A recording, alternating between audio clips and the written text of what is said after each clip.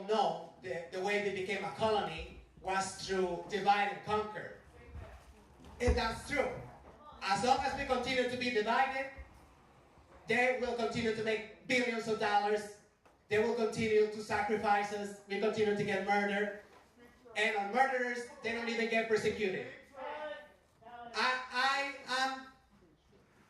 I'm asking, demanding to all the non-profit industrial complex to do further than the body count. Let's move on beyond the body count. Let's do something about it.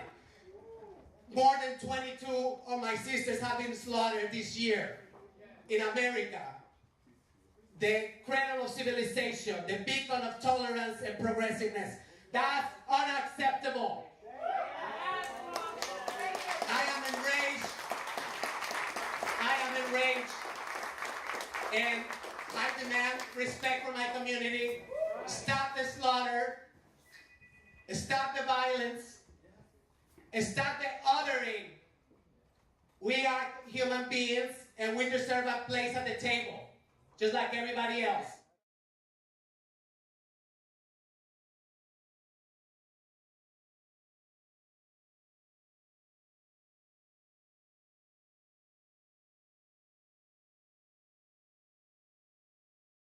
Well, I am trans women of color, civil rights activist. I came out when I was 45, so it's not even been 5 years. Why I'm 50 years old and never fallen in love? Why, I don't have close relationships? Why, and this is trauma. This is part of my activism. My entire life prepared me for this job of leader.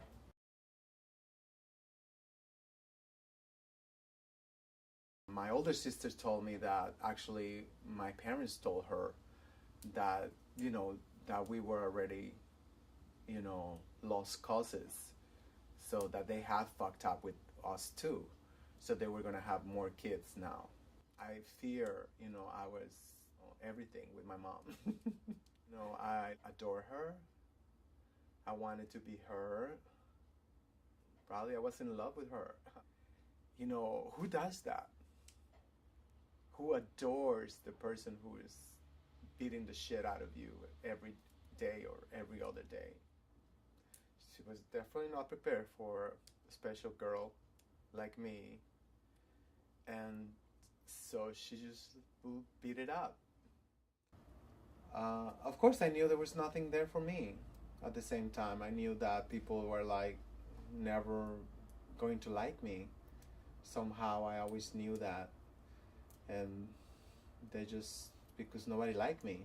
So, and the guys, they were always atrocious with the bullying and harassment and catcalling. They used to do that typical whistle, kind of like that, just to, to provoke laughter. It was just desperate. That's all I can say. Very desperate. Never made a connection. I was obsessed with Hollywood. And because of that, I was extremely Eurocentric. For me, it was like assimilation, and assimilation. I was Miss Assimilation. I grew up like that, and I wanted to say oh my God, I want to go to the United States because, I want to be,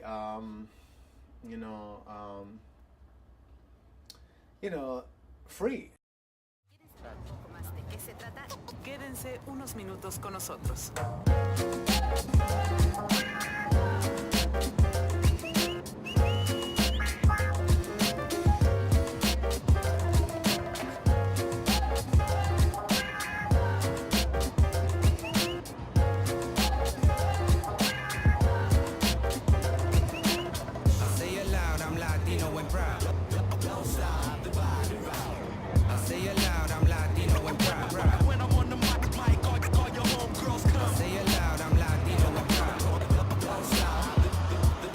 It is basically, I come here and it's just I guess I was just punishing myself. I don't know, I wanted to punish myself or something, and I just come here and it's just There's no sense of community. And you will try everything. You will go all the way to Timbuktu if they tell you that they have the formula over there where it's going to make you socially acceptable, that you're going to be part of society. If you're going to be this, you're going to be that, then you will do it. So I shaved my head, I went back to the gym, and lifting weights, lifting iron, I wanted to fit in. I met her when she was living someplace that was not as nice, and I said, you should move into this building. As I say, I think when I met Brooke as Bloss in his 20s, my sense was that he was a little more soft-spoken. That's how I seem to remember it. But over the years, becoming more of an activist, Brooke showed more of that side of her, not willing to stand back, but to speak out.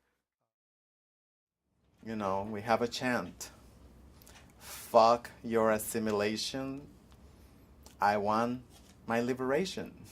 Back up, we want freedom, all these trans will become freedom. I'm an independent activist, and I feel like I need to maintain my independency from the nonprofit industrial complex. So I will say that's probably a big part of the essence of my work, to be, uncompromised perspectives. I feel like so many of the perspectives that are right now because come from being oppressed. This is women who are watching this to take notice, because trans women, we come from a very different perspective. Most of the times we just get murdered, trying to assert our womanhood. We get murdered in so many ways, not just physically. This feminist leader was like, it's not that we are weak. And it's like, what's wrong with weakness? There's nothing wrong with weakness. Weakness is so powerful, because if you are like weak and stuff like that, that means that you're flexible. You can bend as much and you won't break. I'm just here to invite you to the Chris Awards. Those are the ones that are given annually by Trans Latina Network at the LGBT Center, 208 West 13th Street. And this year are on Friday, November 6th at 6 p.m. at the LGBT Center.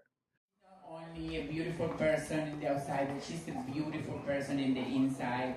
And I know how sensitive she is, and I know how much she cares, not for herself, but for her community.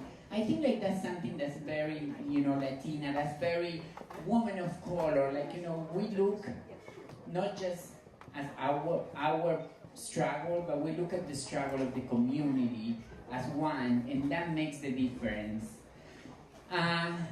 Again, what I'm gonna say about her is like just the minimum part of what the work that she do.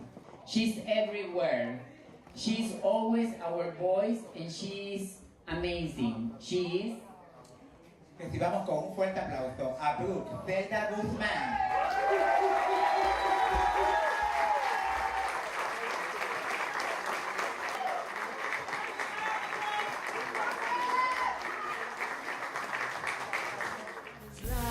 And I am her.